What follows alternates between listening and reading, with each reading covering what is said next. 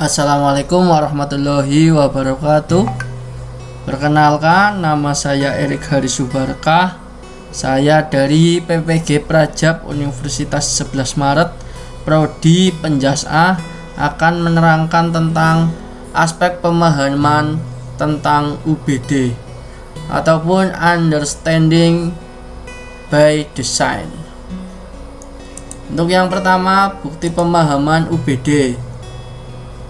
Bukti pemahaman UBD sangatlah penting dalam tahapan mengetahui seberapa jauh pemahaman siswa akan tercapainya tujuan pembelajaran yang akan dituju. Terdapat 6 aspek pemahaman yang penting. Yang pertama, penjelasan. Eksplanasi adalah kemampuan untuk menggambarkan ilustrasi, teori, peristiwa, ide atau tindakan. Siswa dapat menjelaskan suatu teori, prinsip, dan proses sesuai dengan fenomena, fakta, dan data. Contohnya, siswa dapat menjelaskan konsep pemuaian yang terjadi pada pemasangan rel kereta api. Kemudian, penafsiran.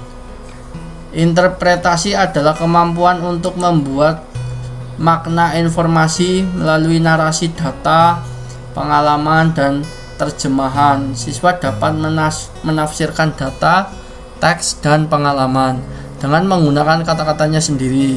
Contoh, siswa dapat menafsirkan hasil percobaan suhu dan kalor berdasarkan data yang didapat dengan menggunakan kata-katanya sendiri. Kemudian untuk aplikasi melibatkan penggunaan pengetahuan dalam situasi yang beragam atau baru dalam konteks nyata. Siswa dapat menerapkan pengetahuan dan kemampuannya secara efektif dalam keadaan yang baru dan bermacam-macam. Siklus belajar pengalaman.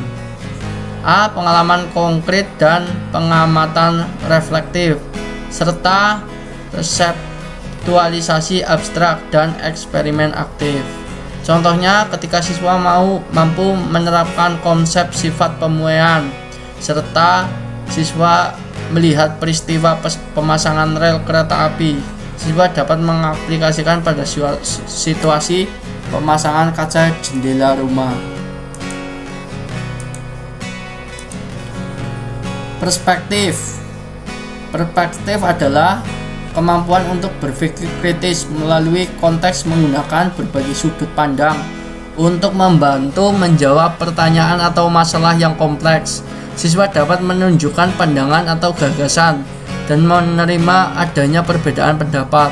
Contoh, guru meminta peserta didik menjelaskan sudut pandangnya mengenai suatu topik, misalnya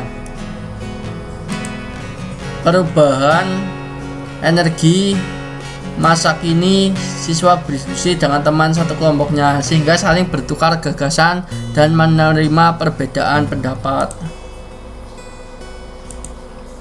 Kemudian empati melibatkan peserta didik untuk masuk ke dalam perasaan ataupun pandangan dunia orang lain, mampu merasakan orang lain, menawarkan perspektif emosional bagi peserta didik. Siswa mampu untuk merasakan dan mengetahui perasaan orang lain. Contoh, empati dapat digunakan ketika membahas dampak dari global warming.